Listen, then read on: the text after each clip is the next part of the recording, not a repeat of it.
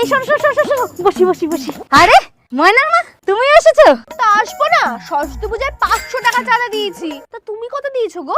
আমি কাকিমা, সরস্বতী পূজার চাঁদাটা। এই নে ধর 10 টাকা, মন দিয়ে পুজো করি। 10 টাকা? 10 টাকা আপনার পুজো হয় নাকি? 10 টাকা দিয়ে আমার গোটা সংসার চলে যায়, আর 10 টাকায় তোমাদের পুজো হয় না? শুধু কি পুজো নাকি, সাথে তো খিচুড়িও আছে। খিচুড়ি?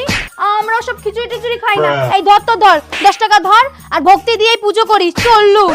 তারপর কি হলো সেটি দেখার আগে এক পাশে যদি টাকার বস্তা আর অন্য পাশে যদি তোমার দুঃখিনী মাকে রাখা হয়, তাহলে তুমি কোনটি বেছে নিবে? তুমি যদি আমার মতো মাকে বেছে নাও, তাহলে ভিডিওটিতে একটি লাইক করে চ্যানেলটি সাবস্ক্রাইব করে দাও।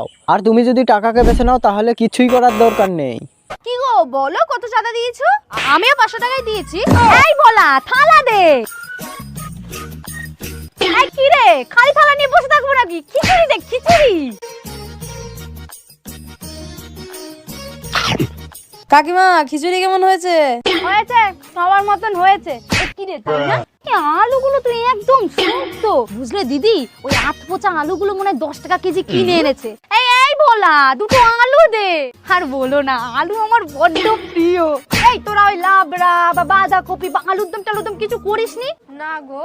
হ্যাঁ, এই শুধু শুধু খিচুড়ি খাই স্যার। এই আগের বইটুকে আমার ছেলে মেয়েগুলো বসেছিল, ওদের ঠিক মতো দিয়েছিলি তো? হ্যাঁ, এক কড়াই খিচুড়ি তো তোমার ছেলে মেয়েই খেয়ে নিল।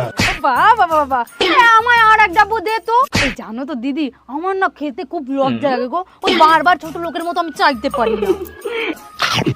দে না, দে, এক বালতি দে।